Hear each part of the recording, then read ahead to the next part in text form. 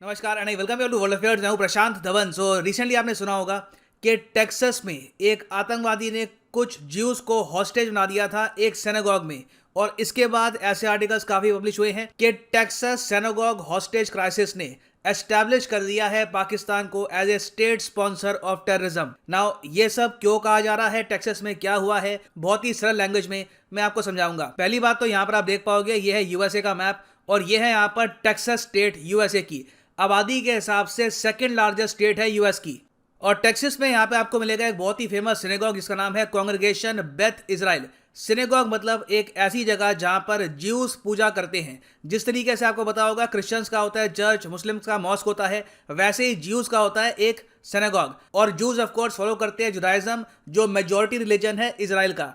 तो यहाँ पे क्या होता है, अचानक से एक आतंकवादी घुसता है और जो 4 लोग यहाँ पर थे उनको बना देता है हॉस्टेज, और फिर अपनी जो डिमांड्स है ये रखता है अमेरिकन गवर्नमेंट के सामने कि अगर इन 4 लोगों को छुड़वाना है तो मेरी मांगे पूरी करनी होगी। और अगर इस बीच कोई सिक्योरिटी फोर्स का कमांडो, कोई भी सिक्योरिटी फोर्स का आदमी सिनेगॉग के अंदर आया तो सीधा ये 4 लोगों को गोली मार देगा।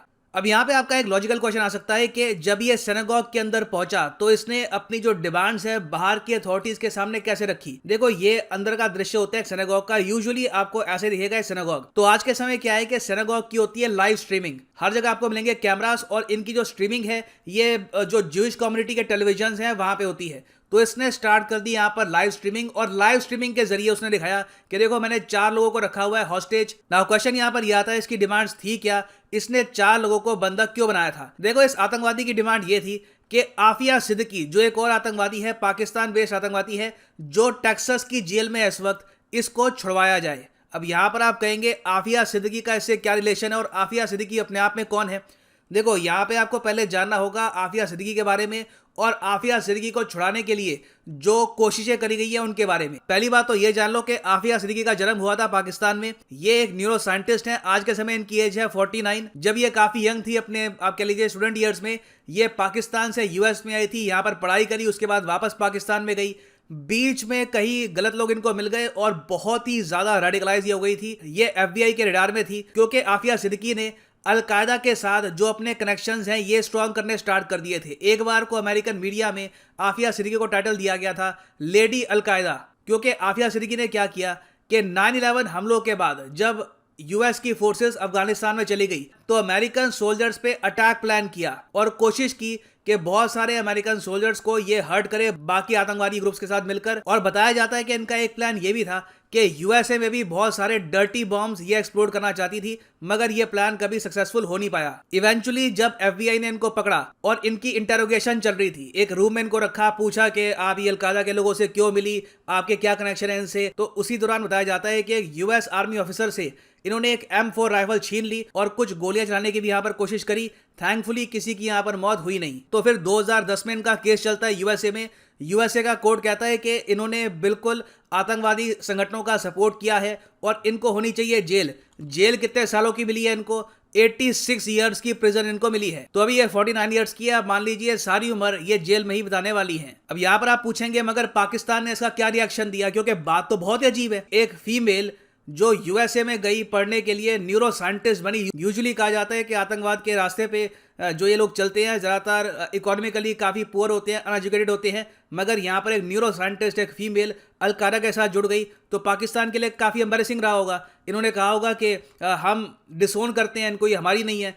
देखिए, पाकिस्तान डिसोन तो कर नहीं सकता था क्योंकि प्रॉपर रिकॉर्ड था यहाँ पर कि she studied in Pakistan, she was born in Pakistan. तो फिर पाकिस्तान ने क्या किया, अपनी इमेज बचाने के लिए अग्रेसिव मोड ले लिया। इन्होंने ये कहा कि हाँ, आफिया सिद्दीकी हमारी है, मगर जो यूएस कोर्ट में उनका केस चला है ये गलत तरीके से चलाया गया है, जो सबूत प्रेजेंट किए गए हैं ये गलत है। और उस वक्त के पाकिस्तान के जो प्राइम मिनिस्टर थे यूसुफ रजा गिलानी, इन्होंने ये तक कह दिया कि आफिया सिद्दीकी डॉटर है पाकिस्तान की, she is the daughter of the nation, और हर पाकिस्तानी चाहता है कि यूएस की जेल से आफिया सिद्दीकी को निकाला जाए। और उसके बाद आप अगर देखो तो ऑलमोस्ट हर 2-3 साल में पाकिस्तान की तरफ से एक ऑफर जाता है यूएसए को कि आफिया सिद्दीकी की एक्स्ट्राडिशन कर दो, एक डील कर लेते हैं, हमारे यहाँ भी बहुत सारे आतंकवादी हैं, कई कॉन्विक्ट्स हैं, तुम्हारी जो टेरर लिस्ट है उनमें उनका नाम होगा, तो वो जो आतंकवादी है हमसे ले लो, उसके बदले में आफिया सिद्दीकी हमको दे दो। मगर हर बार देखा गया है कि यूएसए ने पाकिस्तान की ये रिक्वेस्ट करती है रिजेक्ट, क्योंकि यूएसए को पता है कि जैसे ही आफिया सिद्दीकी पाकिस्तान पहुंची उसका वेलकम होगा हीरो की तरह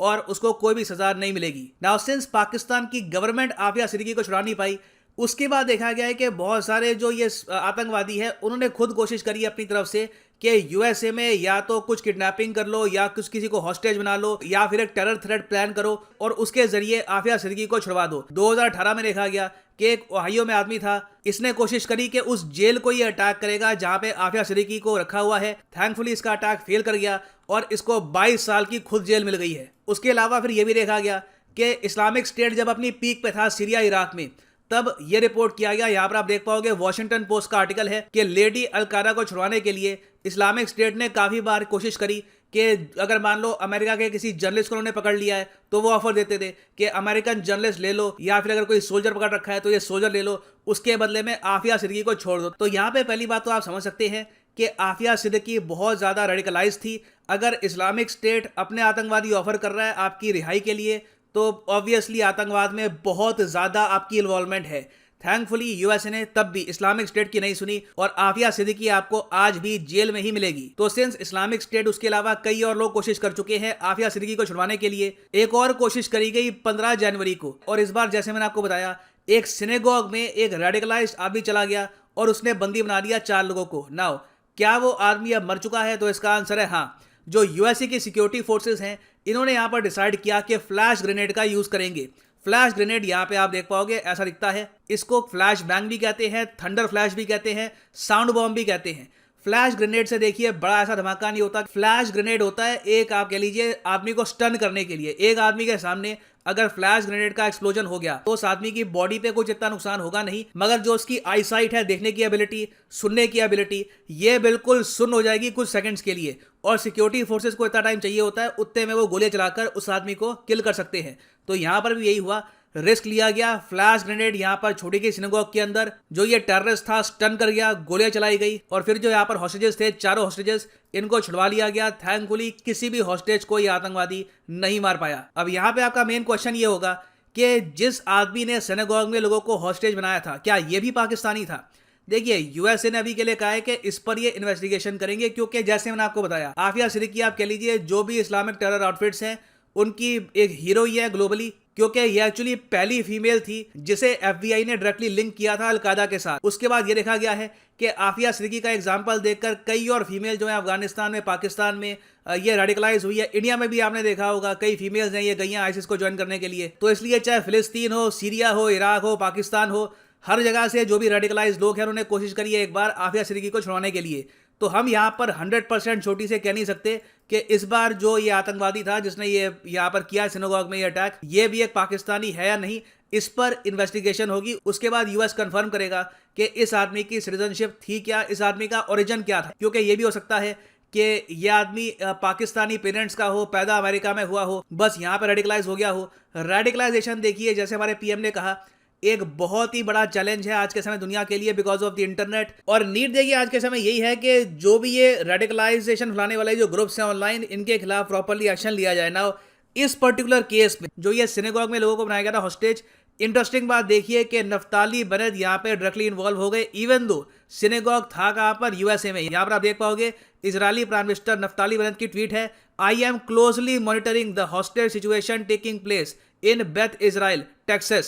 We pray for the safety of the hostages and the rescuers. और अभी तक इजराइल का मीडिया आप अगर देखो तो वहां पे ये रिपोर्ट्स आ गई है कि मोसाद अब बहुत ज्यादा एक्टिव हो गया है और ये अब क्लोजली मॉनिटर करेंगे कि किस तरीके से पाकिस्तान बेस्ड जो आतंकवादी संगठन है ये इजराइल और यूएस में भी अटैक कर सकते हैं, ज्यूज को टारगेट कर सकते हैं आतंकवादियों को छुड़वाने के लिए। क्योंकि ये जो एक अटैक हुआ है मोस्ट प्रोबेबली इसको फॉलो भी किया जाएगा, एक ट्रेंड रहता है। तो जो मोसाद की इन्वॉल्वमेंट है यूएस में ये काफी हद तक बढ़ती हुई देखेंगे आप in the coming few years.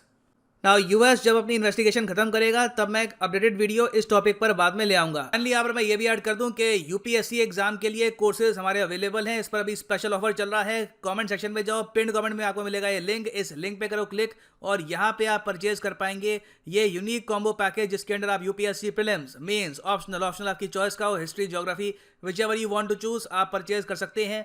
और अभी के लिए यहाँ पर प्राइसेस काफी हद तक लो है। इसके अलावा आपको एडिशनल 3 मंथ्स फ्री मिलेंगे अगर आप 18 मंथ्स एंड अबव का जो कोर्स है ये करते हैं परचेज। तो अगर आपके पास टाइम है, अगर आप मान के चल रहे हैं कि 2-3 साल बाद एक प्रॉपर अटेम्प्ट दूंगा यूपीएससी का, अभी प्रिपेयर करना है, ग्राउंड वर्क तैयार करना है, तो this is a great way to prepare yourself for the UPSC examination. मगर जो यहाँ पर प्राइसेस लिखे हैं, you do not have to pay these prices. Simply यहाँ पर कोड यूज करो PD10 and the prices shall fall. So use the code PD10 and save money. इसी नोट के साथ ये है वीडियो का अंत। Thank you for listening and as always God bless you all.